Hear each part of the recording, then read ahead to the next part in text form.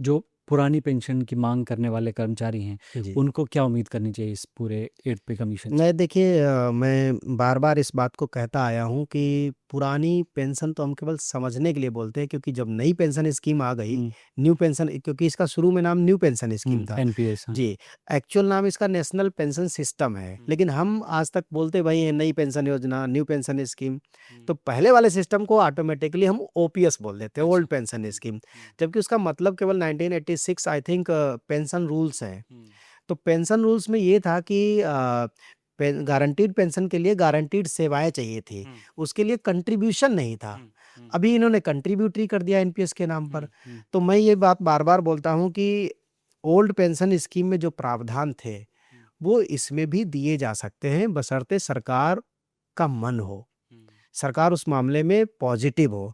जब तक सरकार पॉजिटिव नहीं होगी, तब तक ब्यूरोक्रेट्स भी पॉजिटिव नहीं होते हैं, वो भी फिर उन्हीं की भाषा बोलते हैं। हुँ, तो दिक्कत वहाँ पर ये है कि अभी इनकी मैं कहूँगा कि जब पेंशन के लिए रिव्यू कमेटी बनाई गई, 1.5 साल उसने स्टडी किया, और फिर जो उन्होंने यूनिफाइड पेंशन स्कीम का जो मुलम्मा निकाला, हुँ, वो तो बहुत ही घटिया है, फेल हो गया, हुँ, सरकार ने खुद देखा कि वो फेल हो गया। हुँ, तो अभी ज़रूरत है लोगों को old age social income security की गारंटी देने का। हुँ, तो वो चाहे आप ओल्ड पेंशन स्कीम करके निकालो या एनपीएस में वो बदलाव करो 2-3 जो हम लोगों ने सजेस्ट किए, हुँ, ताकि वो एनपीएस ही ओपीएस बन जाए। और ये पॉसिबल है, फ़ीज़िबल है, हुँ, ऐसा नहीं कि ये इम्पॉसिबल है, और इससे सरकार पर कोई बहुत बड़ा बर्डन नहीं पड़ेगा। हुँ, प्रवीण जी, यहाँ पर मैं एक बात क्लियर करूँगा कि आज की डेट में हुँ, लगभग-लगभग सेंट्रल और स्टेट के लोग मिला करके 1 करोड़ के आसपास जो एनपीएस के दायरे में आते हुँ, हैं, वो 1 करोड़ कर्मचारी है। हुँ, उनका 10% हर महीने सैलरी में कटता है, हुँ, और सरकार अभी 14% डाल रही है, हुँ, यानी पूरी ओवरऑल सैलरी का 24%। हुँ, ये पैसा बैठता है तकरीबन-तकरीबन 12,000 करोड़ रुपए हर महीना, अच्छा।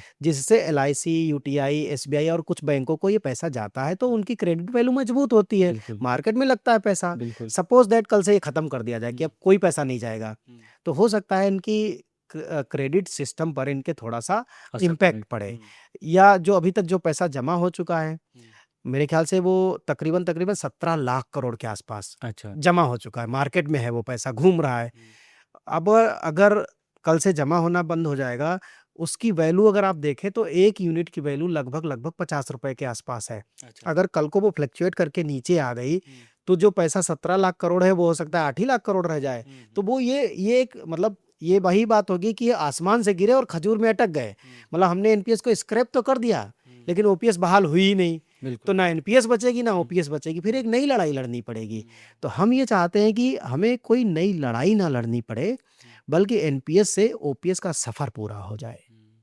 और इस बीच अगर 8th पे कमीशन के लिए सरकार को अगर आपको कोई 3 सुझाव देने हो तो क्या होंगे? मैं क्या-क्या चीज़ें मैं ध्यान में रखनी पहला चाहिए? पहला सुझाव यही दूँगा कि कर्मचारियों को सबसे ज़्यादा ज़रूरत है पेंशन की, हुँ, क्योंकि जब तक सरकारी नौकरी लोग करते हैं, हुँ, कोई बिज़नेस नहीं कर सकते, हुँ, कहीं किसी पॉलिटिकल मूवमेंट में या पॉलिटिकल रैलीज़ में पार्टिसिपेट नहीं कर सकते, अपने आइडियाज़ को फ्रीली रख नहीं सकते, उनके ऊपर सीसीएस कंडक्ट कोड लगता है 1965 हुँ, या 64। तो तमाम तरह से उनको एकदम बिल्कुल मतलब जो है एक एक तरीके से समझ लीजिए कि बाउंड करके रखा जाता है। हुँ, और लोग सरकारी नौकरी में इसलिए डेडिकेशन के साथ काम करते हैं 30 साल, 35 साल, क्योंकि रिटायरमेंट के बाद एक उनको एक अच्छी मतलब जो है इज़्ज़त भरी हुँ, बुढ़ापे की ज़िंदगी उनको नसीब हो सके, पेंशन उनको मिलती रहे। हुँ, वो आपने छीन ली। हुँ, अब वो उनके 30-35 साल आपने कुछ करने भी नहीं दिया, और पेंशन मार्केट के भरोसे कर दिया।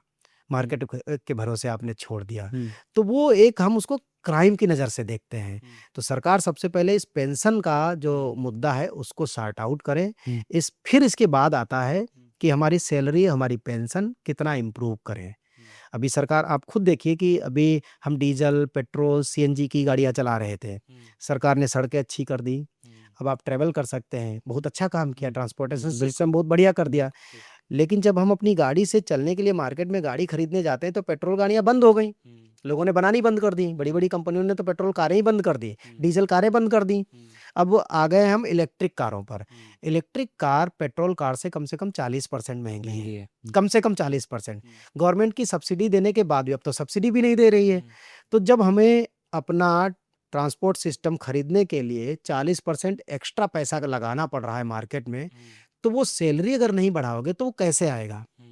अगर हम ट्रैवल कर रहे हैं ऑफिस से घर तक और घर से ऑफिस तक, तो आज की डेट में जो सबसे छोटा कर्मचारी है, दिल्ली में एवरेज खर्चा है ट्रांसपोर्टेशन पर 9,000 रुपए, और उसे अब मिलता कितना है?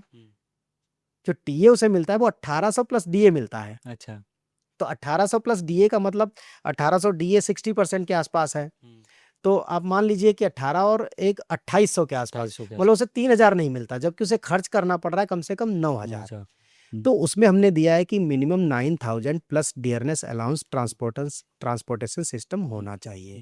तो ये सभी शहरों के लिए सेम है कि मैं यही बात तो कह रहा हूँ कि एक भारत श्रेष्ठ भारत तो तभी बनेगा, गाड़ी चाहे वो दिल्ली वाला चलाए, उसका एवरेज तो वही है, एवरेज वही है, कीमत गाड़ी वही की है, कीमत वही है, टैक्स वही है। टैक्स वही है। तो फिर मतलब आप ऐसा क्यों करते हो कि बिहार वाला अगर मतलब नौकरी कर रहा है बिहार में, तो आप बोल रहे हो कि उसको टीए की जरूरत ही नहीं है, तो वो क्या मतलब बैलगाड़ी से जाएगा? और दिल्ली वाला अगर मतलब ऑफिस से घर तक जा रहा है, तो आप कह रहे हो कि उसको ये ट्रांसपोर्ट अलाउंस मिलेगा। तो इन चीज़ों को ख़त्म करने की ज़रूरत है, एक जैसी यूनिफॉर्म व्यवस्था होनी चाहिए। तो इस लिहाज से तो फिर स्टेट गवर्नमेंट्स को भी एट्थ पे कमीशन के पैरेलल आना पड़ेगा। अभी तो बिल्कुल बहुत आना पीछे चल पड़ेगा। रहे हैं वो। देखिए, महाराष्ट्र सरकार ने अनाउंस किया कि वो पे कमीशन अलग से गठित कर रहे हैं। असम गवर्नमेंट ने तो अनाउंस कर दिया कि हमने गठन कर दिया। अब सोचने वाली बात यह है कि जब भारत सरकार ने 8वां पे कमीशन गठित कर दिया, तो क्यों नहीं आप सारे लोग उसी को फॉलो कर लेते हो? अभी अलग तो से बहुत आप पीछे पीछे चल रहे हैं लोग। हाँ, पीछे भी चले। अगर फॉलो ही करना है तो फिर केरल को फॉलो कर लो, हम्म, जहाँ मिनिमम सैलरी 21,000 से ऊपर है, सेंट्रल गवर्नमेंट में 18,000 है, तो कम से कम उनकी 21, बल्कि मुझे ध्यान नहीं है ठीक से, हो सकता है 23,000 रुपए हो। तो उनके यहाँ बेसिक सैलरी भी पूरे देश से सबसे बढ़िया स्ट्रक्चर है, तो आप उनको फॉलो करो ना।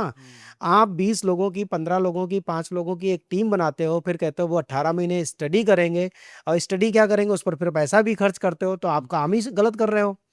आप सेंट्रल गवर्नमेंट के कमीशन की रिपोर्ट को आने दो, और वो जो सहूलियतें दे रहे हैं अपने कर्मचारियों को, आप सीधा सीधा उनको इंडोर्स करो। एक भारत श्रेष्ठ भारत भी बन जाएगा, और लोगों के बीच में पैरिटी बन जाएगी, एक जैसा व्यवहार होगा, एक जैसे अधिकार होंगे।